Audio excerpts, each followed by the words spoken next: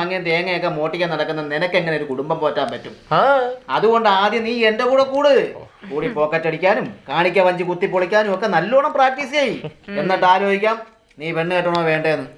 അതെ. പിന്നെ ലുട്ടാപ്പി മായം കൂടെ അറിയാനായിട്ടൊരു കാര്യം പറയാ. ഈ വീട്ടിൽ ഒരു മുറി തേങ്ങയില്ല അരയ്ക്കാൻ. എനിക്ക് നാളെ തന്നെ ഇവിടെ കുറച്ച് തേങ്ങ എത്തിക്കണം. അതിനെനിക്ക് തെങ്ങും പറമ്പൊന്നും ഇല്ലല്ലോ ശ്രീകലേ. അതിന് ഇത്രയും നാളും ചന്ദ്രേട്ടന്റെ പറമ്പിൽ നിന്നാണോ നമ്മൾ തേങ്ങ വാങ്ങിച്ചരച്ചോണ്ടിരുന്നത്?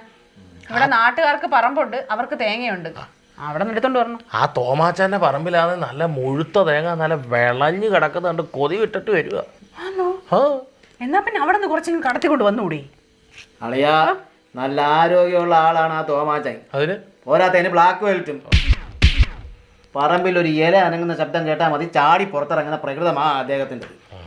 എന്നെ അളിയനെ എങ്ങനെ കൈ കിട്ടിയ എല്ല് വെള്ളമൊക്കെ. അത് ശരി. അപ്പൊ അച്ഛനും മാമനും നീ ലോകത്തല്ലേ ജീവിക്കുന്നത്? എന്താടാ എന്റെ പൊന്നു